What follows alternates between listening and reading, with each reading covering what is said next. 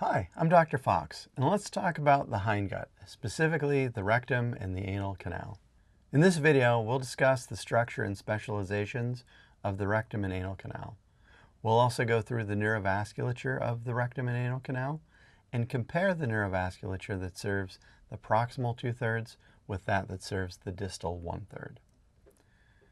So the rectum begins at the rectosigmoid junction, which is approximately at the level of the third sacral vertebra, or at S3. The colon, as you may remember, has Taenia coli, and as a consequence of that, there are saculations that are visible. The rectum has a muscularis, a longitudinal layer that is complete and continuous, and as such, there are no Taenia coli and no saculations to the rectum. So the rectum will appear grossly smooth throughout its traversing of the pelvis.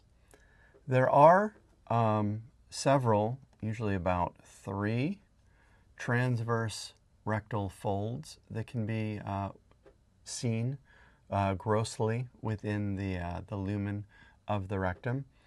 And as the rectum moves more distally, the distal portion of the rectum is known as the rectal ampulla. And it's here that feces really becomes more dehydrated and more compacted in advance of defecation or elimination. The rectum passes through the pelvic floor. It goes through a sling of a muscle known as the puborectalis that has its attachment sites on the pubic bone.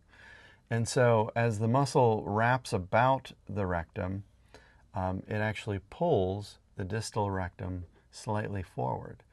And so where the rectum becomes the anal canal, there's something known as a rectoanal junction. And as you'll witness, the directionality of the lumen of the rectum versus the anal canal forms a distinct angle at that rectoanal junction. The rectum is supplied by a variety of vessels. The superior rectal artery from the IMA, as we've discussed. Its mirroring vein, the superior rectal vein, is part of the portal system. There's also a middle rectal arteries from either side. There are 2 of these, each coming from the right and left internal iliac arteries.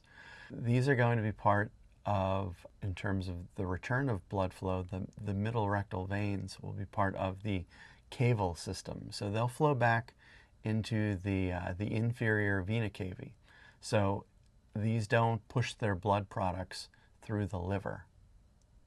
The innervation of the rectum is pretty straightforward. It's complements of the rectal plexus. The rectal plexus is a region of the inferior hypogastric plexus.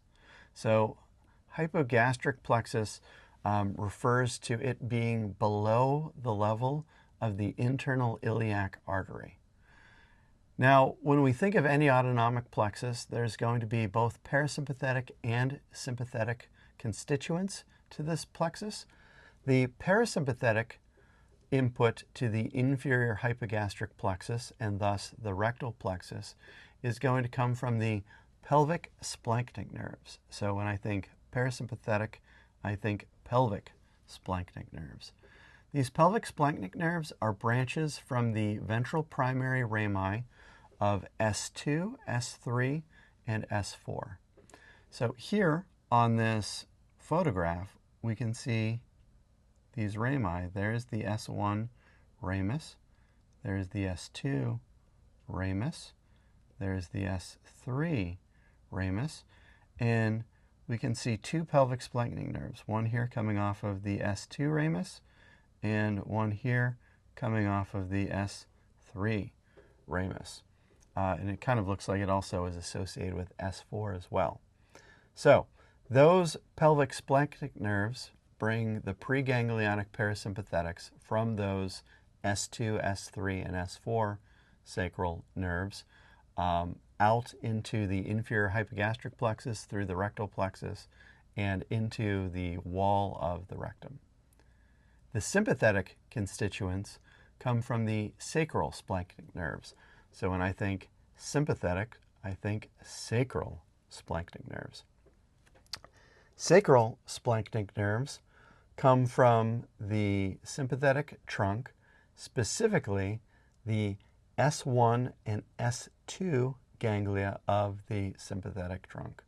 Now, we can see the S1 ganglion here. There's the S2 ganglion. And I can see a sacral splanchnic nerve there going down, and I can see one there. It almost looks like it's coming from the S3 ganglion. Variation happens. It's just largely the sympathetics come from those first two sacral sympathetic ganglia. And you can see all of these inputs form this nice mesh of fibers, that inferior hypogastric plexus, which snuggles on either side of pelvic organs such as the urinary bladder, if present, the uterus and vagina, if present, the prostate gland, and also the rectum. And so all of the autonomics for the pelvis are modulated through this inferior hypogastric plexus. Moving along from the rectum, we come to the anal canal. That anal canal is at the anorectal junction, and we're moving from a more inferior orientation of a lumen to a more posterior-inferior orientation of the lumen. So the anal canal is oriented more posteriorly. Now, the anal canal is interesting with respect to its development. There's a proximal 2/3 of it as well as a distal 2/3 of it. Distal 1/3 of it. I'm sorry there. My math now is mathing. The mucosa of that proximal 2/3 is interesting in that it forms these ridges known as anal columns. And in between those ridges are anal sinuses. So looking at that proximal anal canal, we have ridges that are columns and spaces that are sinuses. And these are going to come to an end at what is known as the pectinate line. And that pectinate line, or dentate line, is going to divide the proximal anal canal from the distal anal canal, which each has their own separate embryological origins. Now, surrounding all of this are going to be two sets of anal sphincters. There will be an internal anal sphincter, which is a continuation of the muscularis of the rectum, as well as an external anal sphincter, which is its own separate somatic muscle. And we'll discuss the peculiarities of those in a second. So we have both an internal and an external anal sphincter. That internal anal sphincter is just a continuation of the muscularis of the colon. So we have that longitudinal musculature heading down. It's a very thin layer when we compare it with the external anal sphincter. The internal anal sphincter is entirely smooth muscle.